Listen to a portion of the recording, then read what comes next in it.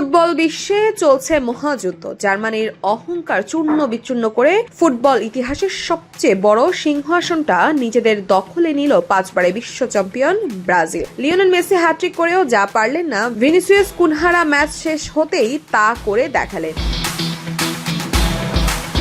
বিশ্বকাপের ইতিহাসে সবচেয়ে বেশি গোলের রেকর্ড দিয়ে এবারের আসর শুরু করেছিলেন সেলেসাওরা, কিন্তু মাঝপথে কুরাসাওকে 1 গোলে ধুয়ে দিয়ে ব্রাজিলের সেই রাজত্ব কেড়ে নিয়েছেন জার্মানি। ব্রাজিল ভক্তরা যখন হতাশায় ডুবছিল, ঠিক তখনই মাঠে নামলেন ম্যাথিউস কুনহা ও ভিনিসিয়াসরা।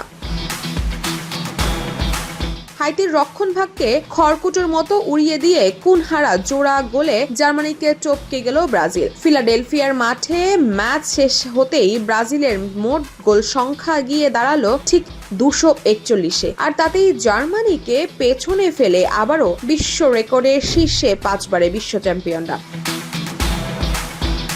অনেকেই ভাবছেন ডিফেন্ডিং চ্যাম্পিয়ন আর্জেন্টিনার অবস্থান কোথায়। আলজেরিয়ার বিপক্ষে ফুটবল জাদুকর লিওনেল মেসি দুর্দান্ত এক হ্যাটট্রিক করে বিশ্ববাসীকে তাক লাগিয়ে দিয়েছে ঠিকই, কিন্তু ব্রাজিলের এই রেকর্ড ছোঁয়া আলবিসেলেস্তাদের জন্য এই বিশ্বকাপে অসম্ভব।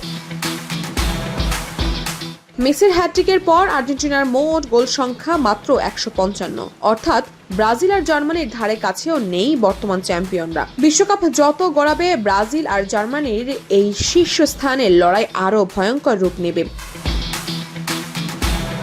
আপনার কি মনে হয়, জার্মানি কি পারবে ব্রাজিলকে আবার টপকে যেতে, নাকি এবার ব্রাজিলই শেষ পর্যন্ত সিংহাসন ধরে রাখবে?